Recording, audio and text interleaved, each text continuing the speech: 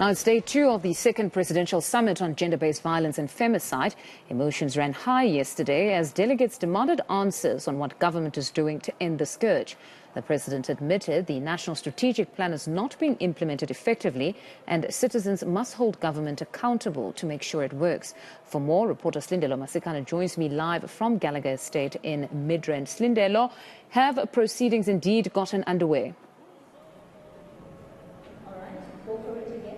Yes, the program is officially underway on day 2 of the GBVF Presidential Summit. And we know, of course, the importance of this dialogue that is taking place here in terms of ending the scourge of gender-based violence in the country and ensuring that those who are most vulnerable in society feel safe in their own country. Now, we do have a panel discussion that is underway. We know that National Treasury, as well as the Social Development Department, as well as Public Works, are some of those departments who are going to be held accountable here by activists as well as NPOs. But what's interesting, I think, that the panel discussion, while it's underway, we are still awaiting a representative from National Treasury to join this panel because, of course, we know what's quite important in ending the scourge is actually funding the fight. And at this point, we don't have any official from National Treasury that we can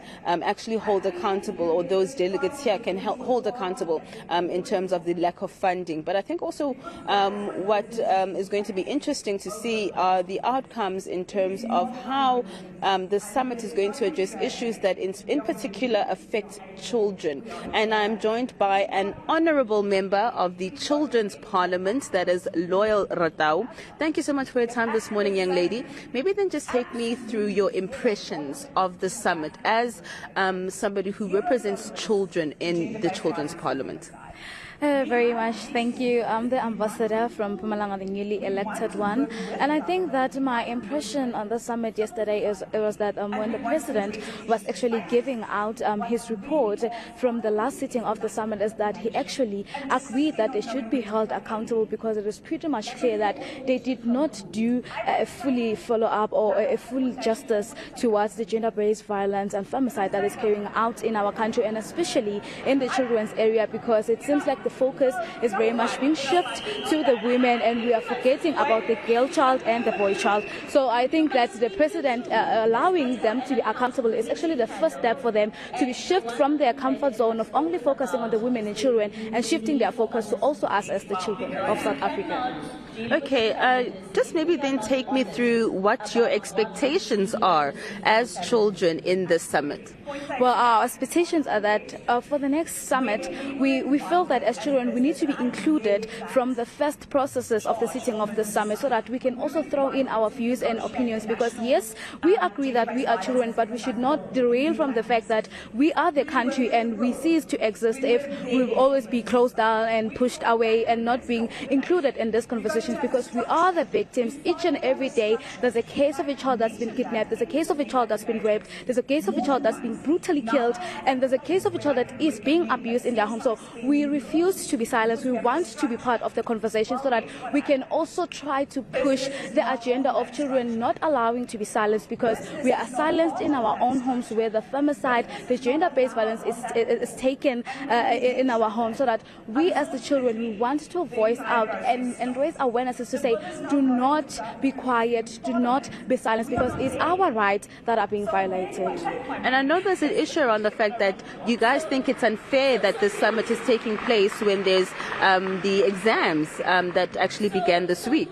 Actually, in my own view and opinion, I feel like this is done in purpose, because they're making the summit to sit while we have to prep our exam. I think it's their strategy to stop us from being part of the conversation. And we as the children are tired of being stopped of being part of this conversation, because as much as they can put us behind, we are the future of this country. We are supposed to be prioritized. So I feel like it's their strategy to stop us from being part of the conversation. And we feel that this should come into an end this summit must take place in a convenient time for us as the children to fully participate.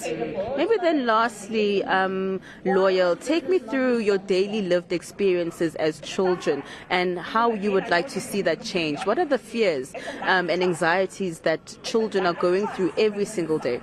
We grew up knowing that it takes a village to raise a child, but then the very same village has turned their backs against us as children, because right now I am scared to go a kilometer from my house to the shop, because when I get out I'll be killed, when I get out I'll be kidnapped, when I get out I'll be raped. I'm even scared of the uncle living next door. However, I'm scared of the uncle inside my home. So as a child, I'm very much scared of literally anything. I'm deprived of my right of being a child. I'm deprived of my right of being a child, participate and play, because I know that the moment I leave the house, my life is in danger. There's no day, I emphasize this, no day, the way we have not had a report that a child has been not only killed, but brutally murdered by men that are supposed to protect us as children. So I personally, I fear for my life. Yes.